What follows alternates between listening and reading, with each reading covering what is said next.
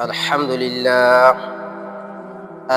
لله نحمده ونستعينه ونستغفره ونؤمن به ونتوكل عليه ونعوذ بالله من شرور أنفسنا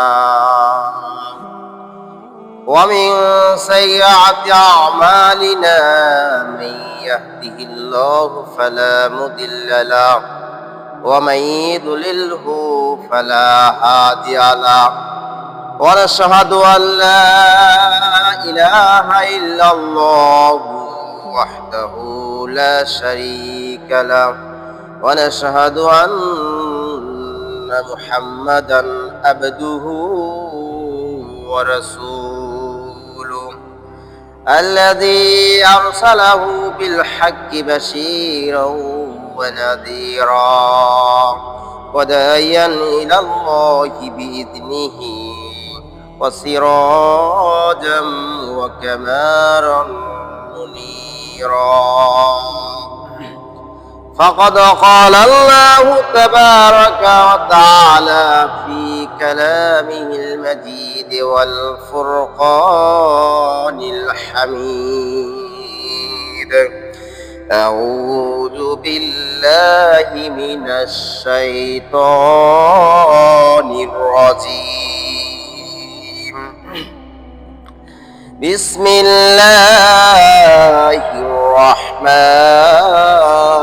الرحيم قل هل ننبئكم بالأخسرين عملا الذين ضل سعيهم في الحياة الدنيا وهم يحسبون أنهم يحسنون صنعا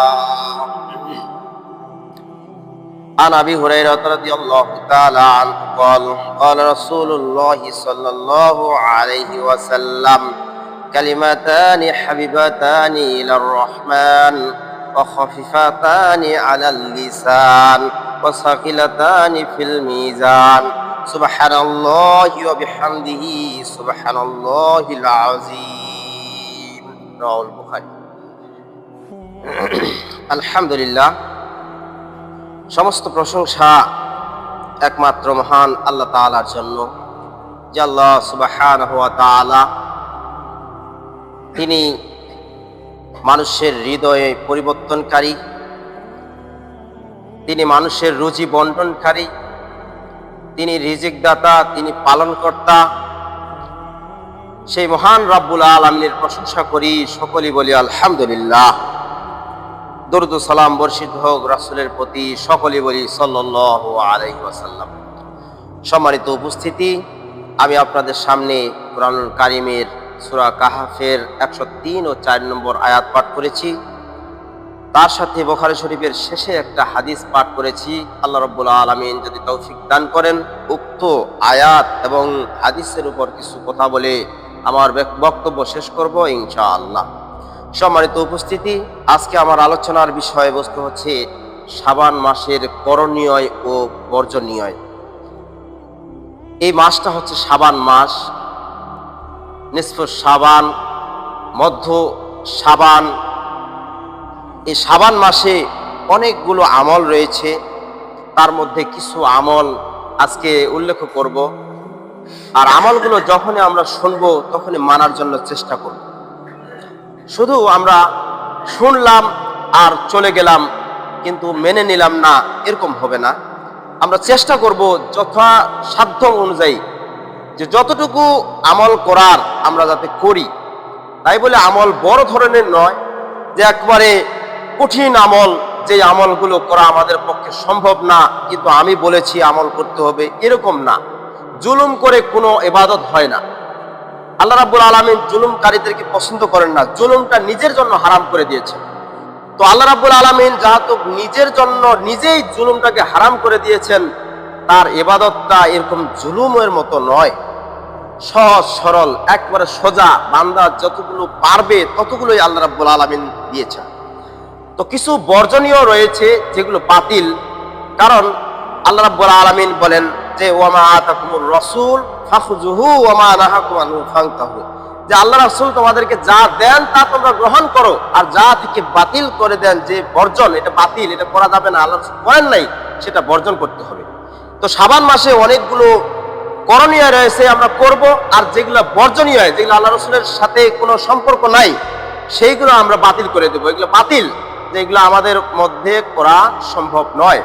তো আমি প্রথমে যে আমলগুলো করলে আমাদের লাভ রয়েছে, এই লাভের কথা, এই আমলগুলো আমরা করার জন্য চেষ্টা করব। আর যেগুলো বাতিল করার, যেগুলো বাদ দিব, আমাদের মধ্যে রয়েছে এখনো, যেগুলো আমরা করি না, অন্তপক্ষে এগুলো বাতিল করে দিয়েছি, কিন্তু কিছু কিছু সমাজে, কিছু কিছু পরিবারে এই সমস্ত আমলগুলো দেখা যায় যেগুলো সওয়াবের আশায় করা হয়। এই যে সওয়াবের আশায় কিছু বাড়াবাড়ি করতেছি আমরা, এই বাড়াবাড়ির পক্ষে, আর বাড়াবাড়ি করার জন্য আল্লাহ রাব্বুল আলামিন সূরা কাফের 103 নম্বর আয়াতে বলেন, কুল হাল নুনাব্বিউকুম বিল আখসারিনা আমালা।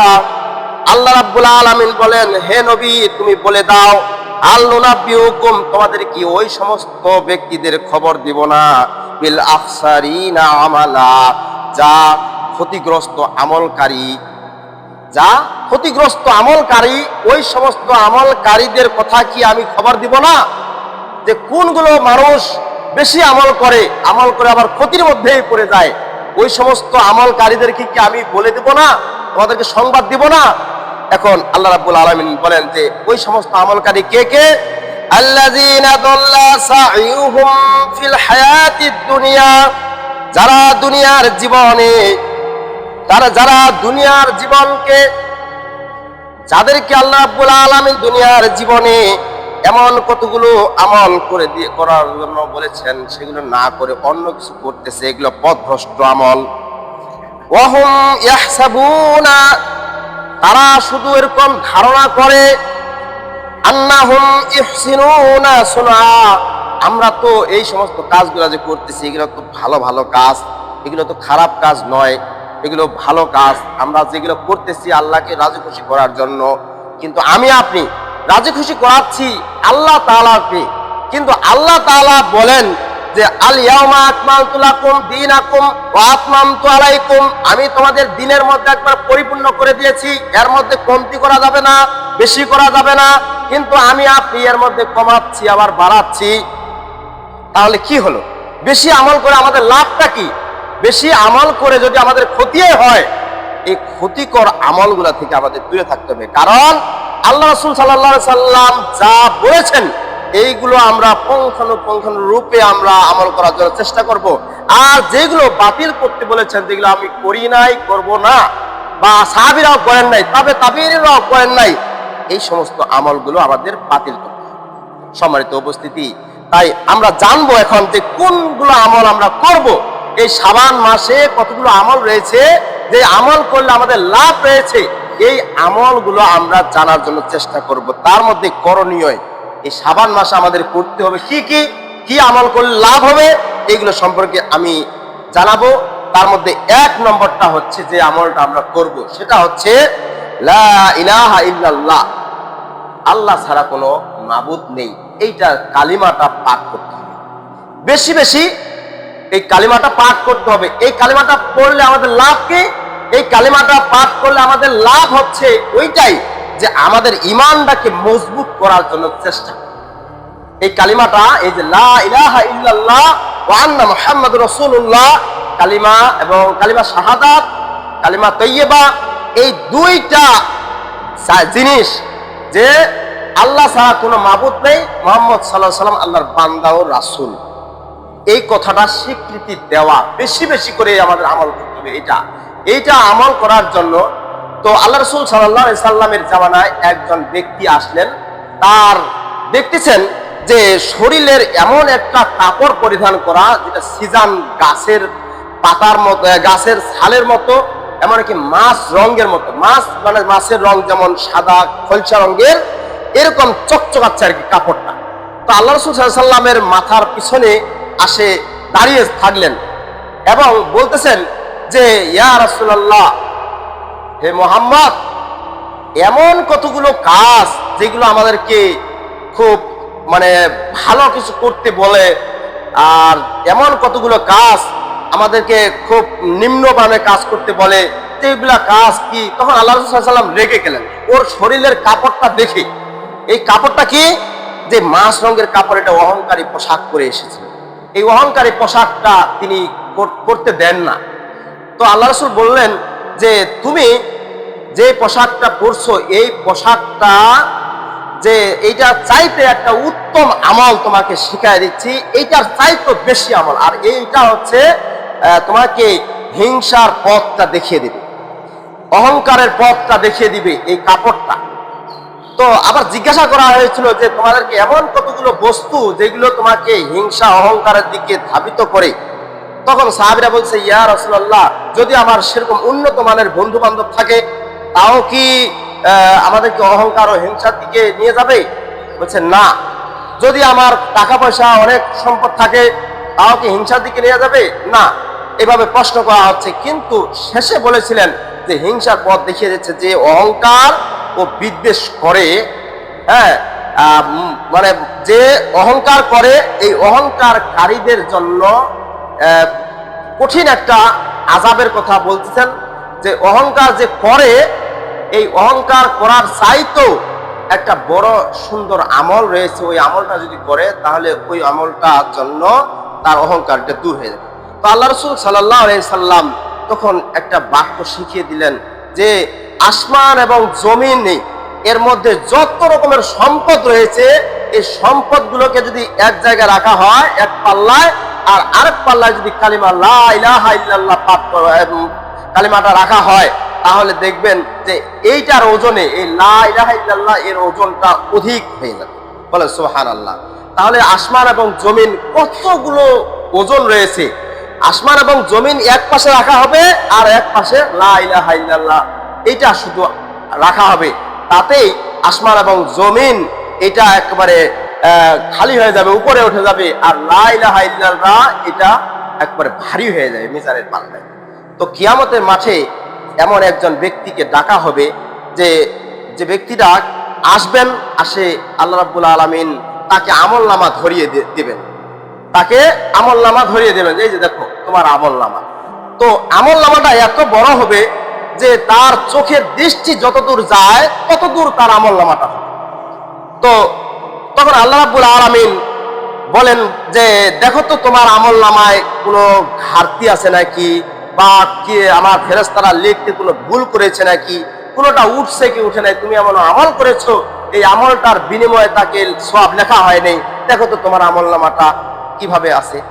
তো তিনি দেখবেন আর বলবেন এখানে ছোট জিনিসও আছে, বড় জিনিসও আছে, ছোট্ট একটা আমল করেছি সেটা আছে, বড় একটা আমল করেছি সেটা আছে, তাহলে কিভাবে এটা সম্ভব?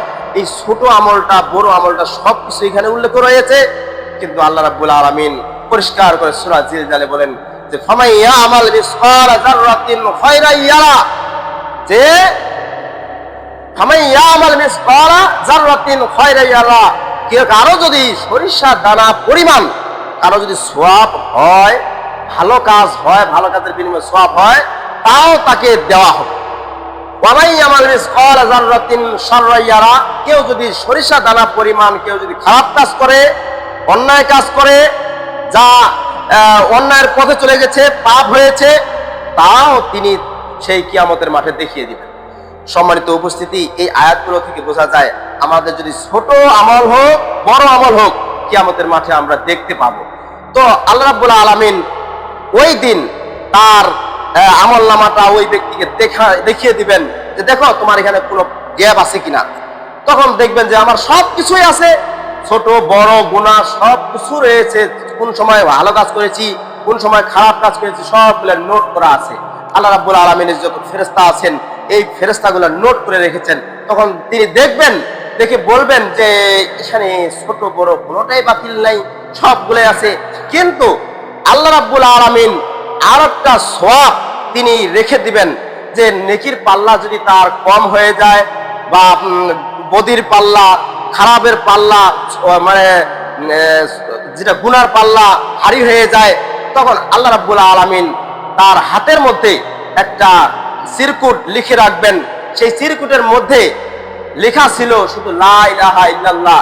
যখনই দেখলেন যে এখানে একটা লেখা আছে, আল্লাহ রাব্বুল আলামিন বলেন যে আমার হাতের মধ্যে এই কাগজটাতে, চিরকুটটাতে একটা বস্তু লেখা আছে, একটা জিনিস লেখা আছে, দেখো তো এই জিনিসটা কি।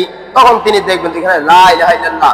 তখন আল্লাহ রাব্বুল আলামিন বলেন যে সমস্ত আমলগুলো এক পাশে রাখা হবে এক পাল্লায়, আর তোমার এইটা পাল্লা যদি এক পাশে রাখা হয় এই কালিমাটা লা ইলাহা ইল্লাল্লাহ, তাহলে এই কালিমাটা বেশি ভারী হয়ে যাবে। তখন সেই মানুষটা বিশ্বাস করে না যে এটা কোনো দিন সম্ভব হতে পারে যে শুধু একটার জন্য, কিন্তু আল্লাহ রাব্বুল আলামিন বলেন এইটাই হবে। যখন এই পাল্লায় দেওয়া হবে তখন এই নেকির পাল্লাটা ভারী হয়ে যাবে। সুবহানাল্লাহ। তাহলে লা ইলাহা ইল্লাল্লাহ পাঠ করার জন্য মানুষের এই যে ইয়াটা আছে, জিকিরটা, লা ইলাহা ইল্লাল্লাহ, লা ইলাহা ইল্লাল্লাহ থামে থামে জিকির করতে হবে। তাহলে এই যে আমাদের কণ্ঠনালীটা সতেজ থাকে। তাছাড়া আল্লাহকে রাজি খুশি করাইতে পারি, আর আল্লাহর দিকে স্মরণ করানো হয় এই বাক্যটা। কিন্তু আমি আপনি কয়েকজন পাঠ করি? আর যারা পাঠ করি এই দুনিয়ার জীবনে, ওরা শুধু হু হু হু হু করতে আসি। এই হু হু করে কোনো লাভ নেই। কিন্তু আমরা যদি পরিষ্কার করে এই হু হু অর্থটা কি, হু হু হচ্ছে সেই এই হুয়া হুয়া এর কি, এইগুলা কোনো জিকির না। জিকির হবে লা ইলাহা ইল্লাল্লাহ, আল্লাহ ছাড়া কোনো মাবুদ নেই। এটা বললেন, আবার কিছুক্ষণ পরে বলবেন লা ইলাহা ইল্লাল্লাহ মুহাম্মাদুর রাসূলুল্লাহ। এইভাবে একটা ঈমানি ভাব নিয়ে যে আল্লাহ তাআলা আছেন, আল্লাহ এক ও অদ্বিতীয়, তিনি কাউকে জন্ম দেননি, জন্ম নেননি, মনের ভিতরে একটা বিশ্বাস স্থাপন করে নিয়ে আসতে হবে। আর এটা জিকির করতে হবে লা ইলাহা ইল্লাল্লাহ, আল্লাহ ছাড়া কোনো মাবুদ নেই। দুনিয়ার জীবনে যত মাবুদ আছে, যত পীর ওলি আউলিয়া মাশায়েখ হয়েছে, সবগুলোর চাইতে তিনি বড়, তিনি আল্লাহু আকবার, তিনি হচ্ছেন বড়, তিনি আল্লাহ। এই মন মানসিকতা নিয়ে যদি আপনি আমি পাঠ করতে পারি, তাহলে এই যে কিয়ামতের মাঠে আমাদেরকে আমলনামার মধ্যে এই চিরকুটটা দেবেন, তাহলে এই চিরকুটটার জন্য আমাদের আমলনামা ভারী হয়ে যাবে। বলেন সুবহানাল্লাহ।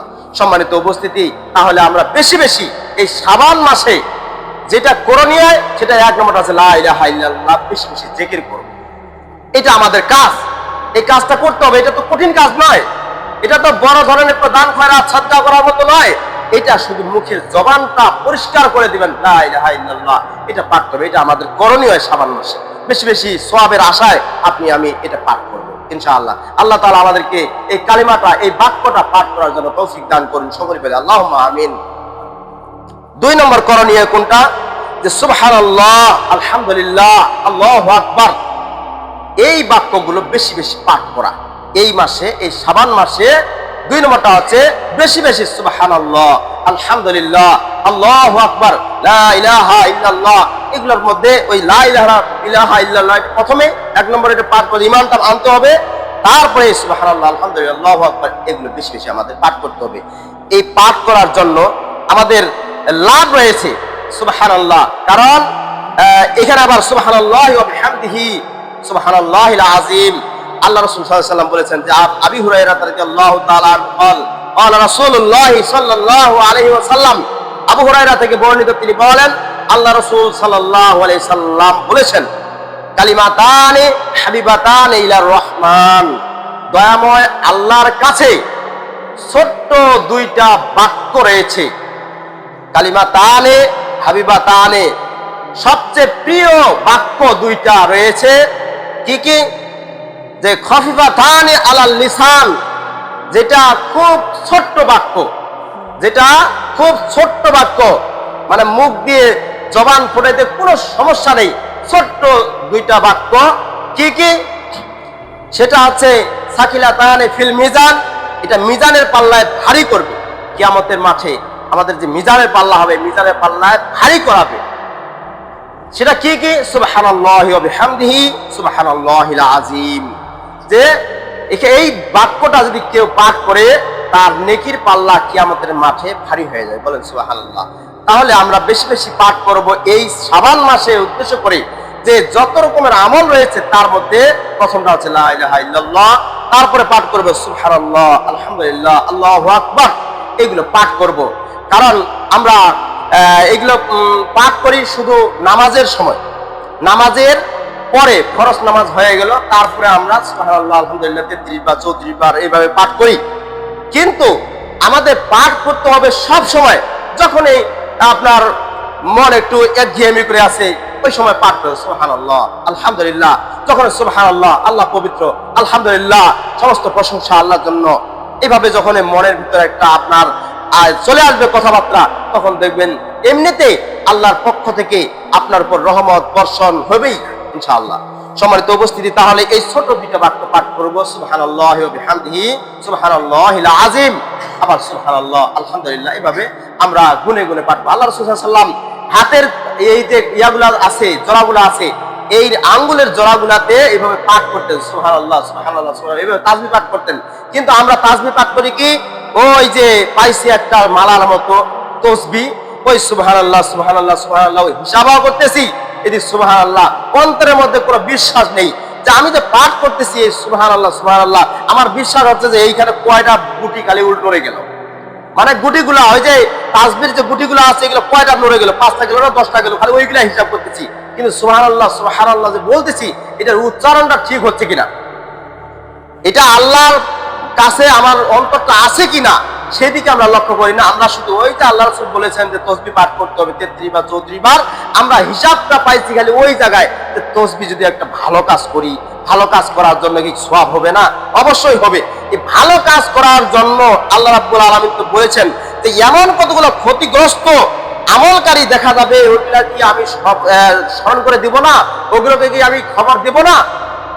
অধিক আমলকারী কি আমল করলে কি লাভ হবে, হ্যাঁ কি ক্ষতি হবে, এগুলো আমাদেরকে জানতে হবে। সম্মানিত উপস্থিতি, তাহলে আমাদেরকে বেশি বেশি সুবহানাল্লাহ আলহামদুলিল্লাহ আল্লাহু আকবার সুবহানাল্লাহি ওয়া বিহামদিহি সুবহানাল্লাহিল আযীম এগুলো বেশি বেশি পাঠ করতে হবে এই শাবান মাসটা। এটা আমাদের করণীয়, করলে লাভ আছে, ক্ষতি নেই। 3 নম্বর, সন্তান হারালে ধৈর্য ধারণ করতে হবে। যদি কারো সন্তান হারিয়ে যায় বলে এক জায়গা থেকে অন্য জায়গায় চলে গেছে, হারিয়ে গেছে, এটা নয়।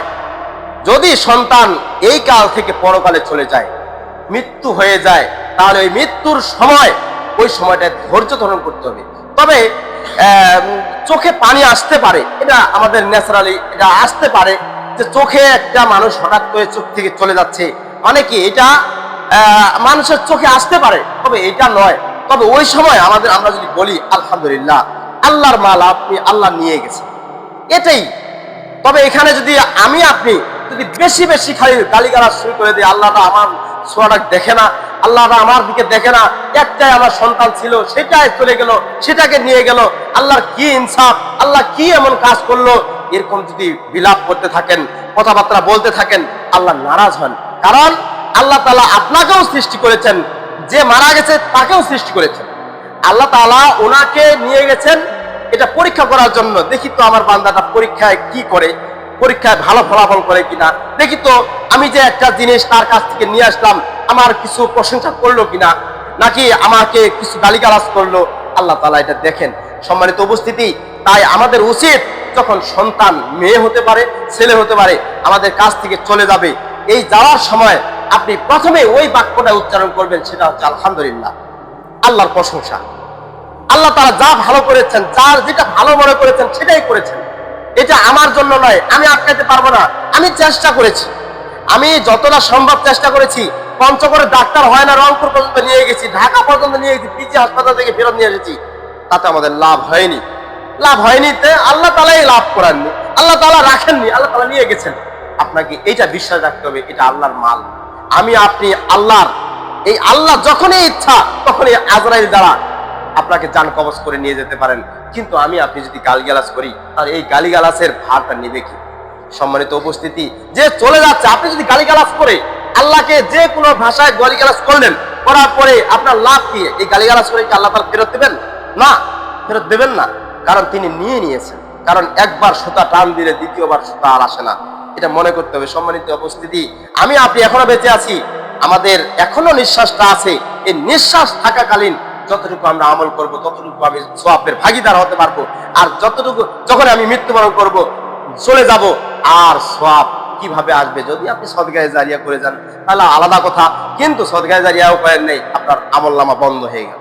সম্মানিত উপস্থিতি, তাহলে আমাদের বুঝতে হবে যে আমাদের যদি কোনো সন্তান আমাদের মাঝ থেকে চলে যায়, তাহলে এই সন্তানের জন্য প্রথমেই যে বাক্যটা পাঠ করবেন সেটা হচ্ছে আলহামদুলিল্লাহ। আপনার কোনো বিপদ এসেছে, আলহামদুলিল্লাহ। কিছু সুখের বিষয় এসেছে, আপনার কাছে সুখ কিছু এসেছে, সুখের জিনিস, আপনি আলহামদুলিল্লাহ পাঠ করেন। খালি সব সময় আল্লাহকে রাজি খুশি করার জন্য, আল্লাহর সন্তুষ্টির জন্য আপনি পাবেন, আপনি হারাবেন।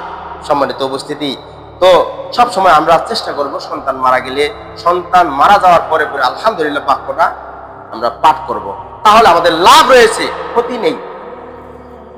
তারপরে 3 নম্বর গেল। 4 নম্বর করণীয় কি? আল্লাহ রাস্তায় একটা ঘোড়া প্রস্তুত রাখা, এটা একটা লাভের বিষয়। এখন আর ঘোড়া দেখা যায় না, মাঝে মধ্যে 2-4টা ঘোড়া দেখা যায়। তো আল্লাহ রাস্তায় রাখতে হবে। এখন আপনি এই ফান্ডে কিছু টাকা রেখেছেন, মসজিদের ফান্ডে, বা আপনার পকেটে কিছু রেখেছেন, যখনই আল্লাহর কোনো বান্দা বিপদে পড়ে যাবে, যখনই আল্লাহর পক্ষ থেকে কোনো একটা ডাক এসে যাবে, ইসলামটাকে টিকিয়ে রাখার জন্য একটা ডাক এসে যাবে যে ইসলাম নিভে যাচ্ছে, দিন দিন ইসলাম একবারে নিভে যাওয়ার জন্য উপক্রম হয়ে গেছে, এই সময় যদি কোনো ডাক আসে যে এখন যাইতেই হবে, আমাদের তাওহীদের পতাকা তুলতে হবে, তাওহীদ একত্ব বিশ্বাসে আমাদের একবারে মন প্রাণ দিয়ে সম্পদ দিয়ে আমাদের লুটে একবার ঝাঁপিয়ে পড়তে হবে, যদি এরকম আমি করে যাই, এই সময় যদি আপনি একটা সাইকেলও দেন বিপদের সময়, বা তাওহীদটাকে টিকিয়ে রাখার জন্য, ইসলামটাকে কায়েম রাখার জন্য, যদি আপনি একটা সাইকেল, আপনি একটা যানবাহনের একটা গাড়ি, একটা মোটর সাইকেল, যেই হোক, যখনই দেখবেন যে আল্লাহর পথে ব্যয় করতে হবে। এখন দেখা যাচ্ছে যে এক জায়গায় একটা মানুষের জন্য বা একজন মানুষের জন্য ওখানে একটা ইসলামের পতাকা নষ্ট হয়ে যাচ্ছে, ঐতিহ্য নষ্ট হয়ে যাচ্ছে, আল্লাহ তাআলার পক্ষ থেকে যেই বিধান ইসলাম, এই ইসলামটা নষ্ট হয়ে যাচ্ছে, আপনি চলে গেলেন আরো 10টা মানুষকে নিয়ে, এই 10টা মানুষকে ভাড়ার ব্যবস্থা করে দিলেন। এই ভাড়ার ব্যবস্থা, এই চলতি গাড়ির জন্য আমি লাভবান হব পরকালে, এটা দুনিয়াতে পাবো না। হয়তো এখন আপনি অহংকার করবেন যে এগুলা ইসলাম ইসলাম করে, এগুলা কিছুই নাই অন্তরে, অন্তরে কোনো কালিমায় নাই, আর ইসলাম ইসলাম করে। আর এখন দৌড়াদৌড়ি শুরু হয়ে গেছে যে কোথায় মিছিল হবে, কোথায় মিটিং হবে, কোথায় ইসলাম টিকে রাখবে, কোথায় ইসলামের পতাকা তুলবে, খালি এইগুলা নিয়ে চিন্তা করে। আমি যদি এরকম করি তাহলে তো হবে না, কারণ আমাদের বিশ্বাস রাখতে হবে আল্লাহ তাআলা আছেন, আল্লাহ তাআলা একটা দিন দিয়েছেন ইসলাম, এই ইসলামটাকে টিকিয়ে রাখার জন্য যতটুকু দরকার আমরা সামর্থ্য অনুযায়ী আমরা সহযোগিতা করার জন্য চেষ্টা করব, ইনশাআল্লাহ এটার প্রতিদান আমরা পরকালে পাবো। 4 নম্বর গেল। 5 নম্বর, ফরজ সালাতের পরে কতগুলো জিকির আজকার করা। এই শাবান মাসে আমরা বেশি বেশি জিকির আজকার করব, সেগুলো শাবান মাসে এখন পড়ে গেছে। আজকে দেখেন শাবান মাসে কয়েকদিন চলে গেল, সামনে কিন্তু শাবানের কিছুগুলো নির্দিষ্ট করণীয় রয়েছে, যেগুলো করণীয় ঠিক না, তারপর আমরা করতেছি। কিন্তু এখন থেকে আমাদের যেগুলা করলে লাভ হবে, সেই লাভটা কি? ফরজ সালাতের পরে কতগুলো জিকির আজকার করা। হয়তো আপনারা মনে মনে ভাবতেছেন যে জিকির আজকার কি, দোয়ায় তো নাই, ফরজ নামাজের পরে তো দোয়াই নাই। ফরজ নামাজের পরে দোয়া আছে 14টা, আবার কতগুলো 15টা পাওয়া যায়, যে কতগুলো জিকির, সুবহানাল্লাহ, আলহামদুলিল্লাহ, এগুলো তো আছেই, এগুলো তো 33 বার 34 বার পাঠ করতেই হবে। এর মধ্যেও আল্লাহুম্মা আইন্নি আলা যিকরিকা ওয়া শুকরিকা ওয়া হুসনি ইবাদাতিকা, আল্লাহুম্মা কফিনি বিহালালিকা আন হারামিকা ওয়া আগনিনি বিফাদলিকা আম্মান সিওয়াকা, এই যে দোয়াগুলা, আল্লাহুম্মা আজিরনি মিনান নার, আল্লাহুম্মা আজিরনি মিনান নার, আল্লাহুম্মা ইন্নী আসআলুকা জান্নাতুল ফিরদাউস, আল্লাহুম্মা ইন্নী আসআলুকা জান্নাতুল ফিরদাউস, এই যে এইগুলা দোয়াগুলা আছে, 14টা দোয়া আছে। এই দোয়াগুলা আবার সূরা নাস, সূরা ফালাক, সূরা ইখলাস এগুলা পাঠ করতে হবে। এই দোয়াগুলা আছে, এইগুলা দোয়া পাঠ করতে তো অনেক সময় লাগে। এইগুলা যদি এক এক করে দোয়াটা পাঠ করেন, কমপক্ষে 1.5-2 ঘন্টা দরকার। কিন্তু আপনি ওই 33 বার পাঠ করে সুবহানাল্লাহ করতে করতে এক করে আঙ্গুল শেষ, মানে আঙ্গুলের হিসাব শেষ, মানে সুবহানাল্লাহ সুবহানাল্লাহ এইটা পাঠ করতে কতটুকু সময় লাগে দেখেন। সুবহানাল্লাহ সুবহানাল্লাহ করলে কোনো লাভ নাই, ওই সুবহানাই হয়ে যায়, কিন্তু এখানে নেকি অর্জন করা যাবে না, এখানে নেকি নাই। আবার আল্লাহু আকবার আল্লাহু আকবার অনেক সময় এখানে মন মানে মুখস্থ বকিতে আছে, কিন্তু এই বকে আমার আপনার কোনো লাভ নেই। কিন্তু আপনাকে ধৈর্যের সাথে ইবাদতটা করতে হবে, মনে করতে হবে সুবহানাল্লাহ পাঠ করতেছি, এটা একটা ইবাদত। ইবাদতটা এটা কিভাবে করতে হবে? সুবহানাল্লাহ, আলহামদুলিল্লাহ, আল্লাহু আকবার, লা ইলাহা ইল্লাল্লাহ, এইভাবে আস্তে আস্তে থেমে থেমে পাঠ করতে হবে। আর যদি একবার মুখস্থ বিদ্যার মধ্যে চলে যান, একবার মুখস্থ হয়ে গেল, আপনার আমলনামা বন্ধ হয়ে গেল, কোনো কিছুই লাভ নেই।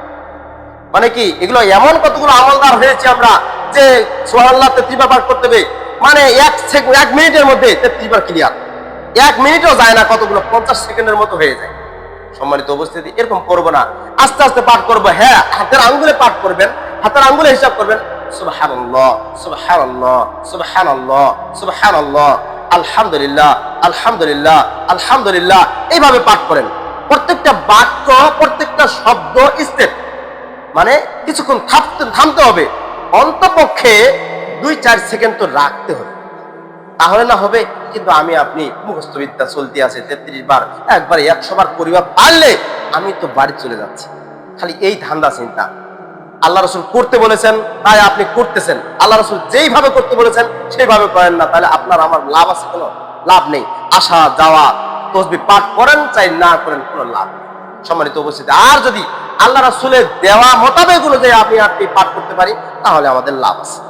সম্মানিত উপস্থিতি, তাহলে আমরা বুঝলাম যে এই শাবান মাসে বেশি বেশি যেগুলো আমল করতে হবে, এই আমলগুলো আমরা করব কি কি? 1, লা ইলাহা ইল্লাল্লাহ, এটা বেশি বেশি পাঠ করব। 2 নম্বর কি? সুবহানাল্লাহ, আলহামদুলিল্লাহ, সুবহানাল্লাহি ওয়া বিহামদিহি, সুবহানাল্লাহিল আযীম, এগুলো বেশি বেশি পাঠ করব। তারপরে সন্তান যদি এই মাসে মারা যায়, আমরা ধৈর্য ধারণ করব। এই মাসে শুধু নয়, আল্লাহর সম্পূর্ণ মাসগুলো 12টা মাসেই মাস। যদি আল্লাহ তাআলার পক্ষ থেকে কোনো ফয়সালা হয়ে আসে, ছেলে সন্তান মারা যায়, এই সময় আমরা ধৈর্য ধারণ করার চেষ্টা করব। চোখ দিয়ে পানি আসতে পারে, এইটা আমাদের সাধারণ ব্যাপার, এটা আমাদের চোখ দিয়ে আসবে, কিন্তু তারপরও মনের ভিতরে একটা, মন থেকে বলবেন আলহামদুলিল্লাহ, আল্লাহ তাআলা নিয়ে গেছেন, খালি এতটুকুই বলবেন, আল্লাহ তাআলা খুশি হবেন।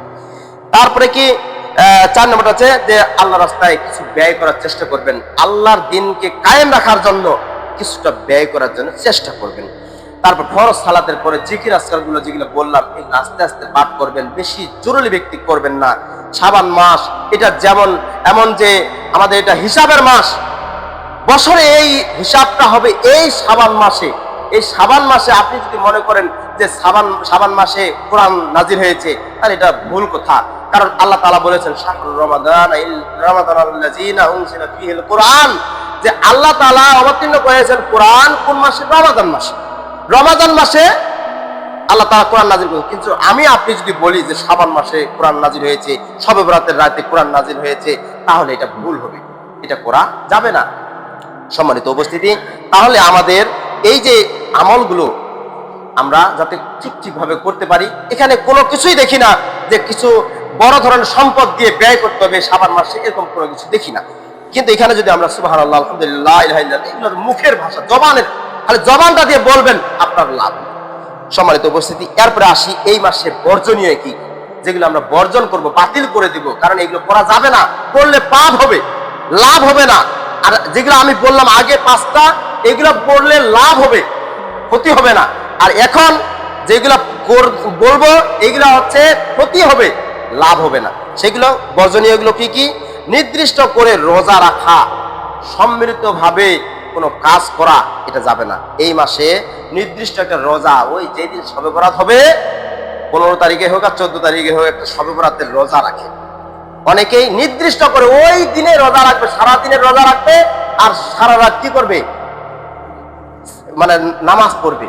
ওটা আবার 12 রাকাত 14 রাকাত এইভাবে ওদের নামাজ আছে। ওই নামাজের আবার ইয়া আছে, কি ধারা আছে, 30 বার সূরা ইখলাস পাঠ করা হবে, যেগুলো আল্লাহ রাসূল করেন। সম্মানিত উপস্থিতি, তাহলে নির্দিষ্ট করে কোনো রোজা রাখা যাবে না। আল্লাহ রাসূল সাল্লাল্লাহু আলাইহি ওয়াসাল্লাম একেবারে শাবান মাসের 1ম থেকে 15 তারিখ পর্যন্ত এর মধ্যে বেশি বেশি সিয়াম পালন করতেন, এটা হচ্ছে হাদিস। কিন্তু এখন যদি আমি আপনি বলি যে আল্লাহ রাসূল সাল্লাল্লাহু আলাইহি ওয়াসাল্লাম ওই শুধু শাবান মাসের 15 তারিখে বা 14 তারিখেই শবে বরাতের দিন, ওই দিন খালি সিয়াম পালন করেছেন, তাহলে এটা আল্লাহ রাসূলের চাইতে বেশি বাড়াবাড়ি।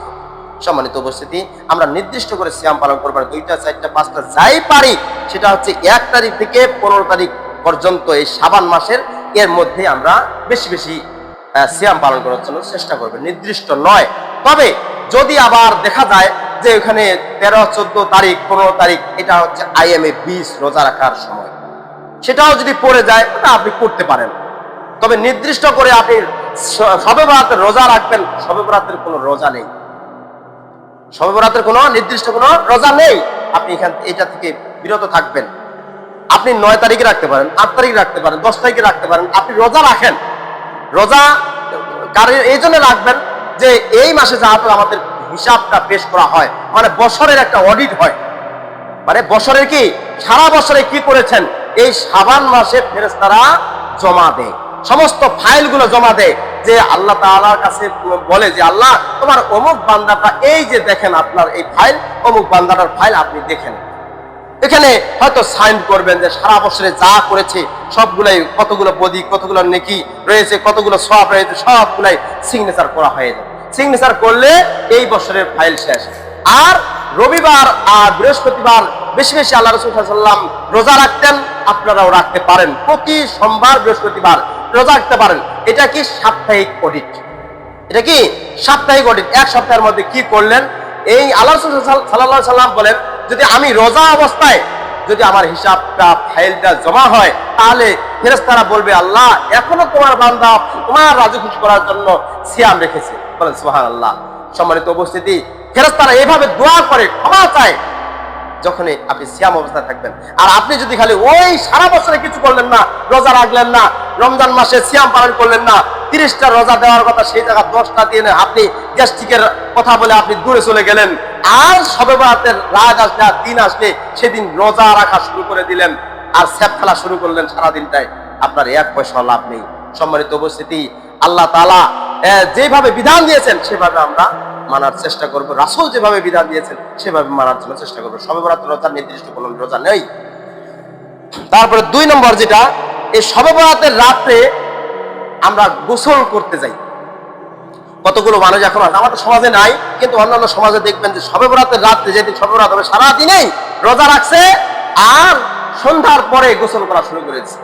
সন্ধ্যার পরে গোসল করে তারা নামাজ পড়ার জন্য একবার বেকুল হয়ে গেছে।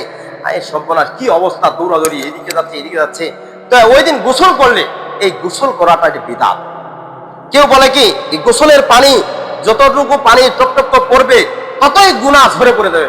নাউজুবিল্লাহ, এটা কোনোদিন হতে পারে না। সম্মানিত উপস্থিতি, গোসল করে যদি সম্পূর্ণ ইয়া হয়, ওই দিন একবার কেন গোসল করবেন? আপনি সারা রাত গোসল করেন না। যদি আল্লাহ রাসূলের বিধান অনুযায়ী না হয় তাহলে আপনার গোসল করে কোনো লাভ নেই, খালি ঠান্ডা খাবেন আর জ্বর ধরবে। সম্মানিত উপস্থিতি, এরকম কাজ করবেন না যে ওই দিন খালি গোসল করবেন। তো এটা বাতিল, এটা করা যাবে না, এটা বিদআত। তারপরে আলাদা কোনো নামাজ পড়বেন না, যে শবে বরাতের উদ্দেশ্য করে কিছু নামাজ পড়বেন, এটা করবেন না। কিন্তু আপনি করতে পারেন, আপনি বরাবর চলতে থাকতে আছে যে আপনি প্রতি রাত্রে তাহাজ্জুদ পড়েন বা 2 দিন 4 দিন পর পর তাহাজ্জুদ পড়েন। আপনি সেই ইশারার নামাজ পড়ে তারপরে কিছু খেয়ে নিয়ে একবারে আপনি তাহাজ্জুদ 2 রাকাত করে পড়লেন, সারা রাত পড়তে পারেন। তবে যদি মনে করেন শবে বরাতের উদ্দেশ্যে আমি এই নামাজগুলো পড়তেছি, শবে বরাতের কোনো নামাজ নেই, তবে তাহাজ্জুদ নামাজ আছে, আপনি তাহাজ্জুদ নামাজ পড়তে পারেন। কিন্তু শবে বরাত নির্দিষ্ট করে যদি আপনি বলেন যে শবে বরাতের নামাজ পড়বো, তাহলে বিদআত হবে। আর বিদআত করলে কি লাভ হবে, কি লস হবে, আমি পরে সময় পেলে হাদিসটা বলবো ইনশাআল্লাহ। তারপরে ওই রাতে মানে শবে বরাতের রাতে কবর জিয়ারত করা ওই দিন নির্দিষ্ট করা যাবে না। নির্দিষ্ট যদি করেন তাহলে বিদআত হবে। আর যদি আপনি এমনিতে আপনার মনোবল চাচ্ছে আমি আজকে কবরের কাছে যাব, একটু দোয়া খেরাত করব, আপনি একাকী করতে পারেন। আল্লাহ রাসূলের জামানে আল্লাহ রাসূল সাল্লাল্লাহু আলাইহি ওয়াসাল্লাম হঠাৎ করে দেখতেছেন শুয়ে আছেন উঠতেছেন। তো আল্লাহ রাসূলের একজন স্ত্রী বলতেছে আয়েশা রাদিয়াল্লাহু আনহা যে ইয়া রাসূলুল্লাহ আপনি এরকম করতেছেন কেন? যে না আমার একটু কেমন জানি লাগতেছে। এরকম করতে করতে আয়েশা একটু চুপ করে মানে ঘুমানোর ভান করে চুপ করে থাকলেন। হঠাৎ করে দেখতেছেন আল্লাহ রাসূল যে উনি ঘুমিয়ে গেছেন। তো আল্লাহ রাসূল সাল্লাল্লাহু আলাইহি ওয়াসাল্লাম তিনি আস্তে করে উঠে এনে চলে গেলেন। জান্নাতুল গারকাত বাকি এই 2টার মধ্যে হবে। তো তিনি কবরস্থানে গিয়ে একাকী সুন্দরভাবে আল্লাহর কাছে কান্নাকাটি করতেছেন, দোয়া করতেছেন। তো এই মনে করে কি আপনি ওই রাত্রে যায় না কান্নাকাটি করবেন ওই দিনে?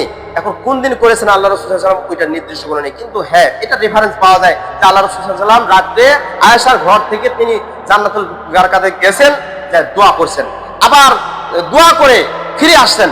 আসার পরে তো আয়েশা রাদিয়াল্লাহু আনহু পিছনে পিছনে যাচ্ছেন। যখন আল্লাহ রাসূল যাচ্ছেন তখন কিন্তু আয়েশা উঠে আস্তে আস্তে আস্তে করে যাচ্ছে। যাওয়ার পরে দেখতেছেন তিনি কবরের করতেছে, কান্নাকাটি করতেছে। তখন আবার ফিরে আসা শুরু করেন তখন আল্লাহ রাসূল যখনই জোরে আসতেন তখন আয়েশাও জোরে আসতেন। আর যখন আল্লাহ রাসূল একটু জোরে মানে দৌড়াদৌড়ি করে আসার জন্য চেষ্টা করতেছেন তখন তিনিও দৌড়ে দৌড়ে করে যাচ্ছেন, যা ঘরের মধ্যে আগে আর কি ফাঁকি দিচ্ছে যে আল্লাহ রাসূল যাতে আমাকে বুঝতে না পারে যে আমি পিছনে পিছনে গেছি, সন্দেহ করছি কোথায় যাচ্ছে, কেন যাচ্ছে, আমি যাতে আমার যাতে সন্দেহকারী হিসেবে না ধরে। এই জন্য আল্লাহ রাসূলের স্ত্রী আয়েশা রাদিয়াল্লাহু আনহা তিনি যায় বিছানার শুয়ে পড়ে গেছেন। শুয়ে পড়ে কেমন জানি বড় বড় নিঃশ্বাস নিচ্ছেন। তখন আল্লাহ রাসূল জিজ্ঞাসা করছেন, হে আয়েশা, তুমি এভাবে নিঃশ্বাস নিচ্ছ কি জন্য? যে জোরে জোরে কোথাও জানি তুমি দৌড়াচ্ছ, মনে হয় দৌড়াইছো, এরকম ভাব চলে আসছে তোমার। ইয়া রাসূলুল্লাহ, সত্য তো মিথ্যা তো বলা যাবে না, মিথ্যা তো মহাপাপ। আপনি বলেছেন আল্লাহ তাআলা মিথ্যাবাদীদেরকে পছন্দ করেন না, তিনি বলেছেন। তো এখন কি করব? তো আমার সন্দেহ হলো যে আপনি উঠে কোথায় গেলেন, আমিও আপনার পিছনে চলে গেলাম, আপনিও চলে আসতেছেন, আমিও পরে চলে আসতেছি। তো ইয়া রাসূলুল্লাহ, তো আমার ভুল হতে পারে, তো আমি দেখলাম যে আপনি কান্নাকাটি করতেছেন, এই জন্য আমি আবার চলে আসবো। ও আয়েশা, তুমি আমাকে সন্দেহ করেছো? যাক, আমি ওই কবরের কাছে গিয়ে আমার সন্দেহ হলো তারা খুব বিপদে রয়েছে কবরবাসী, এই কবরবাসীদের জন্য একটু দোয়া করেছিলাম, এই জন্য গেছিলাম। তো সম্মানিত উপস্থিতি, তাহলে এই হাদিস থেকে বোঝা যায় যে কবরে জিয়ারত করতে হবে, কবরে যে গিয়ে কান্নাকাটি করতে হবে। উসমান রাদিয়াল্লাহু আনহু তিনি কবরের কাছে গেলে একেবারে তার চোখ দিয়ে একবারে দাড়ি মোবারক ভিজে যেত। তো কবরের কাছে যেতে হবে, কবরের কাছে গিয়ে আপনি সম্মিলিত ভাবে সেখানে মোনাজাত করবেন ইমাম সাহেবকে নিয়ে, এটা কোনোদিন হবে না। কিন্তু আপনি একাকি গিয়ে আপনার মায়ের জন্য, আপনার বাবার জন্য, আপনার আত্মীয় স্বজনের জন্য, সবার জন্য দোয়া করতে পারেন কবরের কাছে। তবে ওই দিন শবে বরাতের রাত্রে যেতে হবে এমন কথা নেই। তো আমি ওই কাদিয়ানি মামলাটার সময় খুব আর কি তার জোর চলতেছে এদিকে আর কি, ধরাধরি অজ্ঞাত মামলা। তো সেই সময় আমিও পালাইছি, মানে শ্বশুর বাড়ি চলে গেছি। তো 12 দিন ছিলাম আর কি শ্বশুর বাড়িতে। তো ওই শবে বরাত তাক করে ওই দিন ওই জায়গায় পড়ে গেছি। শবে বরাতের রাত্রে দেখতেছি যে ওরা চুপচাপ করে না ওইদিকে আর কি গুড়া ফুটেছে আর রুটি বানা শুরু করে দিছে। তো আমার দাদি শাশুড়ি বলছে, চুপ চুপ চুপ, কইস না, মানে চুপ চুপ করেছে, কি ব্যাপার? আর এইদিক আমার যে শালাটা আছে এ আবার টুপি খুঁজে বেড়াচ্ছে। আমার শ্বশুর আবার কোনোদিন নামাজ পড়েছে কিছু পড়ে না জানি না, কিন্তু ওই টুপি খুঁজে বেড়াচ্ছে ওই দিন। এই ব্যাপার কি রে, টুপি খুঁজে বেড়াচ্ছে মানে কি? তো আমি এখন আমার ওয়াইফকে বললাম যে কি ব্যাপার, ও যে টুপি খুঁজে বেড়াচ্ছে, ও একটা টুপি খুঁজেছে, বাড়ির কি টুপি নাই? আমার তো টুপিটা আছে, দেন কি হয়েছে? যে ও না, ও কবর জিয়ারত করিবে যাচ্ছে। তো কবর জিয়ারত করিবে যাচ্ছে ওই দিন, আর কোনোদিন নামাজ পড়ে না ঠিক মতো, আর কবর জিয়ারত করিবে যাবো ওই দিন টুপি আর রুমাল বাঁধে নিয়ে রে কবরস্থান একবার সাদা হয়ে গেছে। আমি এখন পিছনে পিছনে যা দেখতেছি কবরস্থান সাদা হয়ে গেছে, কারণটা কি? তো মনে করলাম যে ফেরেশতারা বুঝি তামান্না হচ্ছে এই জায়গায়। আসলে ফেরেশতা নয় এইগুলা, এই যে মানুষ নামে ফেরেশতা, এগুলা শয়তানি।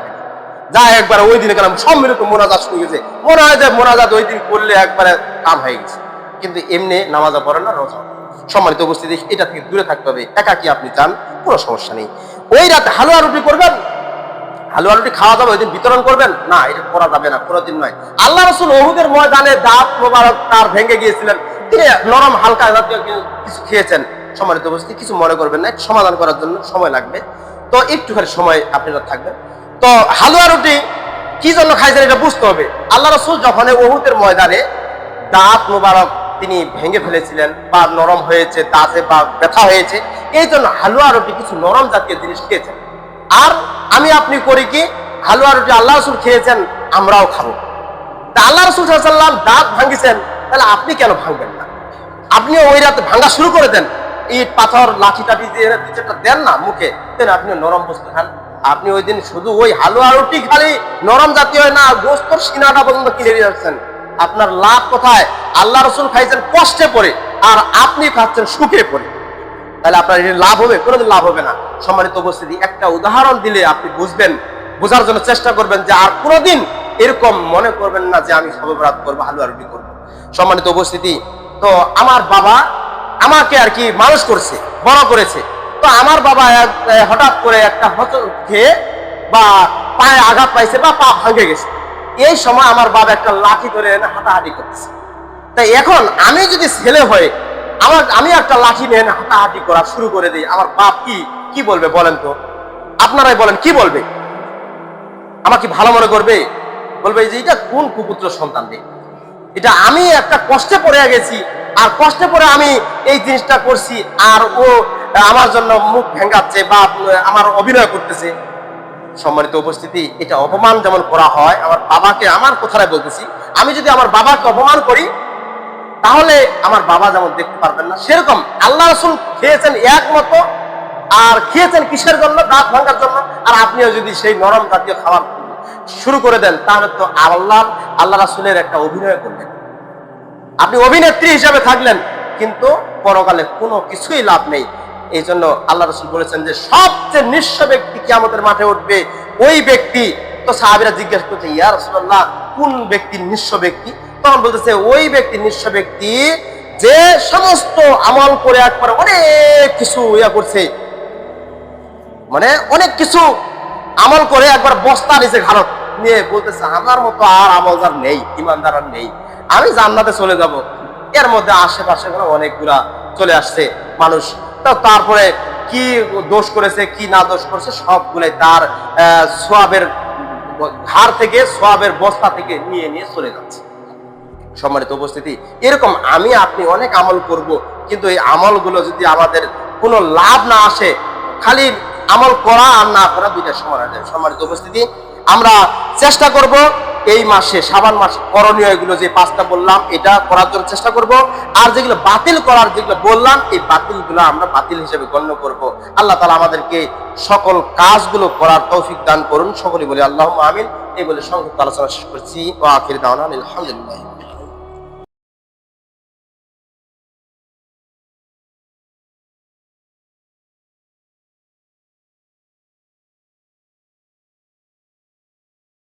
Ooh.